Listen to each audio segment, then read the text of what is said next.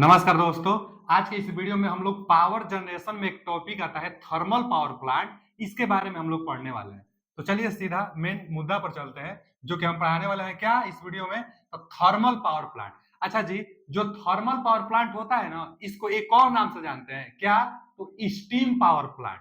अब रही बात की क्यों, थर्मल पावर प्लांट में कोयला दहन करके पानी को गर्म करके स्टीम बनाई जाती है और स्टीम को टरबाइन पर डाला जाता है जिससे टरबाइन रोटेट करता है। तो यह मैकेनिकल एनर्जी अल्टरनेटर को देता है और अल्टरनेटर मैकेनिकल एनर्जी को इलेक्ट्रिकल एनर्जी में कन्वर्ट कर देता है। हम लोग अल्टरनेटर में पढ़े थे। अल्टरनेटर क्या होता है, सिंक्रोनस जनरेटर को अल्टरनेटर कहते थे। तो अल्टरनेटर को मैकेनिकल एनर्जी चाहिए जो कि इलेक्ट्रिकल में कन्वर्ट करेगी। तो मैकेनिकल कैसे देंगे, तो यहाँ पर हम लोग स्टीम देंगे, इसीलिए इसको स्टीम पावर प्लांट भी कहते हैं अथवा थर्मल पावर प्लांट भी कहते हैं। उसका बेसिक कंस्ट्रक्शन यही है। एग्जाम में इसका नाम जानना जरूरी है कि इकोनोमाइजर क्या होता है, सुपर हीटर क्या होता है, बॉयलर क्या होता है। नाम से भी क्वेश्चन बनता है।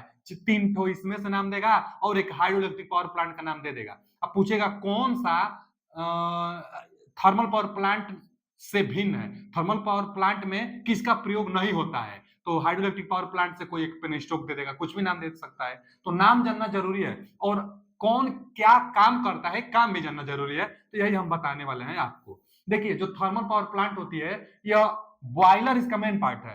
बॉयलर को हम लोग बोल सकते हैं कि यह थर्मल पावर प्लांट का हृदय होता है बॉयलर। अब क्या होता है कि बॉयलर में उष्मा उष्मा इसी से भाप बनेगी और टरबाइन को जाएगी। तो इसमें जल आएगा ना बॉयलर में, तो जल आएगा और जल को गर्म करेंगे बॉयलर में। तो गर्म करने के लिए कोयला चाहिए, इसलिए थर्मल पावर प्लांट कहलाता है। तो कोयला कहां से आएगा, देखिए ना यहाँ कोयला ट्रेन से, ट्रक से, चाहे जैसे भी कोयला लाकर और हम लोग कोयला का जो स्टोर होगा उसको हम लोग कोयला को स्टोर कर लेंगे। और कोयला कई प्रकार से होता है, चार प्रकार से कोयला होता है जो कि इससे भी एग्जाम में आ जाता है। कौन कौन चार प्रकार से है, तो पहला एक होता है पीट कोयला।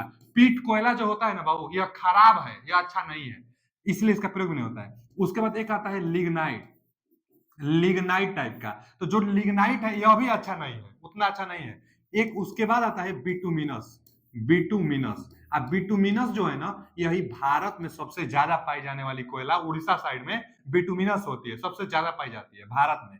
लेकिन इससे भी अच्छा एक और कोयला है जिसका प्रयोग बहुत ज्यादा होता है, एंथ्रेसाइट।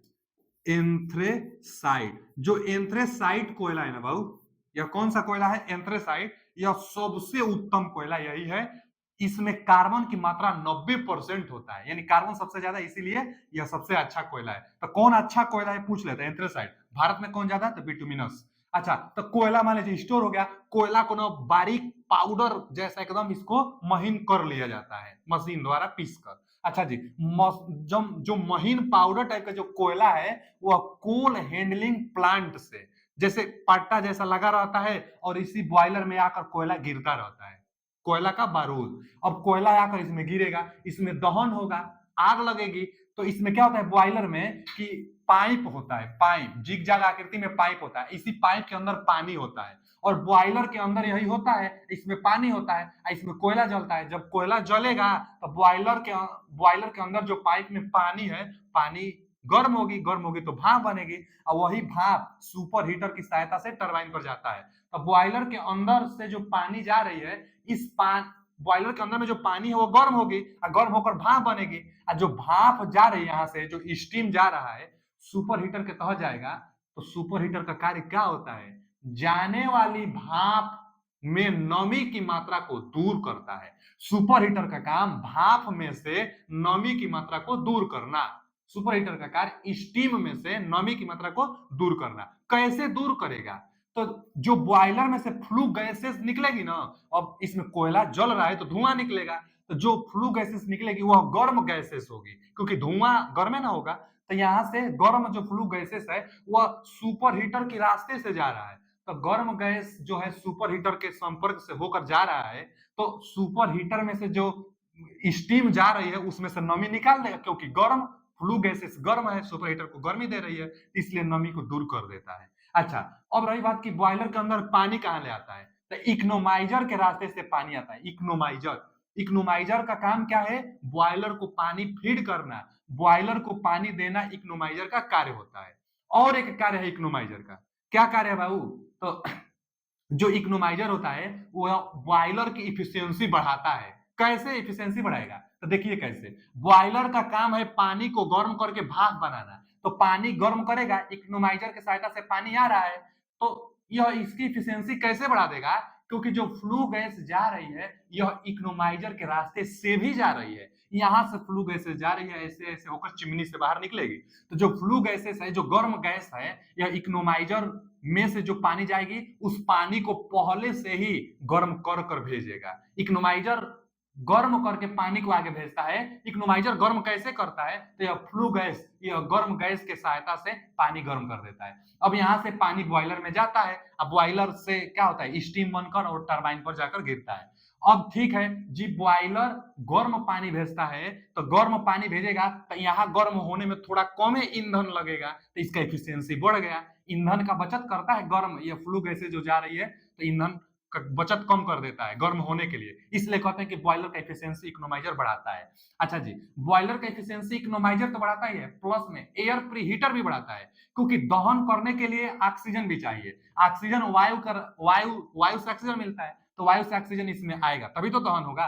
ऑक्सीजन चाहिए पानी को गर्म करना है, और कोयला चाहिए दहन होने के लिए। तो जो जो ऑक्सीजन आएगी, जो हवा आएगी, यह हवा में नमी नहीं होना चाहिए, तो नमी को निकालता है एयर प्री हीटर। अब यह नमी को कैसे निकालेगा? तो वही जो गर्म गैस जा रही है ना, तो सुपर हीटर के रास्ते, इकोनोमाइजर के रास्ते, एयर प्री हीटर के रास्ते होते हुए यह बाहर निकल रही है। तो जो गर्म गैसें है, यह एयर प्री हीटर में से नमी की मात्रा को सोख लेता है, नमी की मात्रा को दूर कर देता है, और शुष्क वायु, शुष्क ऑक्सीजन इसके अंदर बॉयलर में जाता है, जिससे अच्छा यह दहन होगा और कम ईंधन में ज्यादा स्टीम उत्पन्न करेगी इसको। तो क्या करता है फ्लू गैसेस कि जो हवा, यह फोर्स ड्राफ्ट फैन, जो फोर्स ड्राफ्ट फैन है ना, यहीं से प्रेस करके हवा को अंदर भेजी जाती है। तो गर्म हवा यहाँ से जाता है, क्योंकि शुष्क को दूर करना है फ्लू गैस के रास्ते से। यहाँ से अब क्या होता है कि यहाँ से निकलकर जो धुआं है, गर्म गर्म जो धुआं है, फ्लू गैसेस है, यह बाहर चिमनी से निकल जाती है। लेकिन यहाँ पर एक और मटेरियल लगा हुआ है, इसको कहते हैं इलेक्ट्रोस्टैटिक प्रिसिपिटेटर।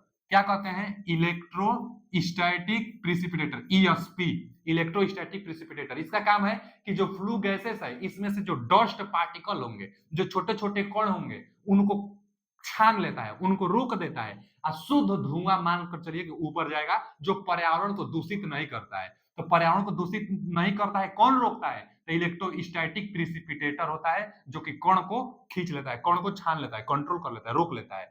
तो धुआं ऊपर जाती है तो पर्यावरण पर इफेक्ट उतना नहीं पड़ता है, धुआं ऊपर चली गई। अब यहाँ से कोयला जल रहा है, तो जो कोयला जलेगा तो उसका राख जो होगा, राख को यहाँ इकट्ठा कर लिया जाता है, जो कि सीमेंट बनाने वाली कंपनी को दे दिया जाता है। तो सीमेंट बनाने वाली कंपनी को जो कोयला का राख होगा वो दे दिया जाएगा, सीमेंट इससे बनेगा।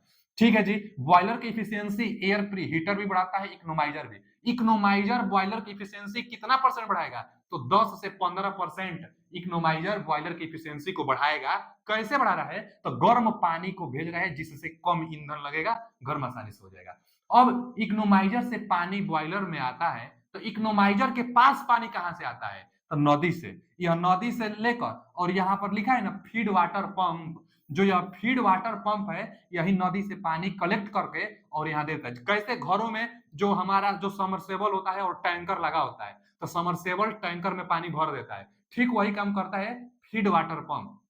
नदी से पानी लेकर और इकोनोमाइजर में देता है, इकोनोमाइजर फ्लू गैस से गर्म होकर पानी बॉयलर में भेजता है। तो इकोनोमाइजर से पानी यहाँ जाता है, और इकोनोमाइजर के पास फीड वाटर पंप जो है, फीड वाटर पंप नदी से पानी आ जाता है, और यहाँ से भाप टरबाइन पर जाता है। तो जब टरबाइन पर जाएगा भाप, तो उसके बाद प्रेशर इतना रहेगा, आप तो जानते हो प्रेशर में, प्रेशर से ट्रेन चलती है, तो इतना प्रेशर रहता है इसमें कि यह टरबाइन को रोटेट कराएगा, और टरबाइन को रोटेट कराएगा तो अल्टरनेटर को मैकेनिकल एनर्जी मिलेगी, अल्टरनेटर मैकेनिकल एनर्जी को इलेक्ट्रिकल एनर्जी में कन्वर्ट करेगी। तो जो भाप यहाँ टरबाइन पर पड़ रही है, उसके बाद भाप कहाँ चला जा रहा है?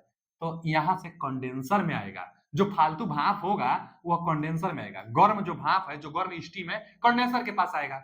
अब यहाँ से यह कंडेंसर क्या करेगा? कंडेंसर का काम है, कंडेंसर का हिंदी संघनित्र होता है। यह जो स्टीम है ना उसको ठंडा करके जल में कन्वर्ट कर देता है। यही जल फिर वाटर पंप, जो फीड वाटर पंप है, यहाँ जल आएगा और यहाँ से फिर इकोनोमाइजर में भेज देगा। तो ठंडा जल, कंडेंसर ठंडा जल भेजता है और ठंडा जल फिर से इकोनोमाइजर में जाएगा। और जो कमी होगी यहाँ से नदी से भी जल को और कंडेंसर से जल को यहाँ इकोनोमाइजर के पास जितना चाहिए उतना जल दे देता है। तो कंडेंसर, जो टरबाइन पर स्टीम आती है कहाँ जाती है? तो कंडेंसर के पास जाती है। कंडेंसर का काम स्टीम को द्रव में कन्वर्ट करना होता है। यहाँ से आप समझ गए। 4 प्रकार का कोयला होता है, तो यही इसका है मेन। पूछता है इकोनोमाइजर को, सुपर हीटर, बॉयलर को और कंडेंसर का कार्य पूछता है। थर्मल पावर प्लांट में जो जो जो अल्टरनेटर होता है, जो टरबाइन होता है, तो कौन सा, जैसे अल्टरनेटर है तो इसके अंदर जो रोटर होगा, कौन सा रोटर का प्रयोग किया जाता है थर्मल पावर प्लांट में? तो इसके लिए प्रयोग किया जाता है सिलेंड्रिकल रोटर, क्योंकि हाई स्पीड होता है तो सिलेंड्रिकल रोटर का। और हाइड्रोइलेक्ट्रिक पावर प्लांट में सेलिएंट पोल टाइप रोटर का प्रयोग करेंगे, और यहाँ पर सिलेंड्रिकल रोटर अल्टरनेटर में प्रयोग करते हैं। थर्मल पावर प्लांट के लिए जो भी इंपोर्टेंट पॉइंट था इसी में है। एक बार फिर से वीडियो देख लीजिएगा, और वीडियो कैसा लगा कमेंट करके बताइए और लाइक कीजिए। थैंक यू, धन्यवाद।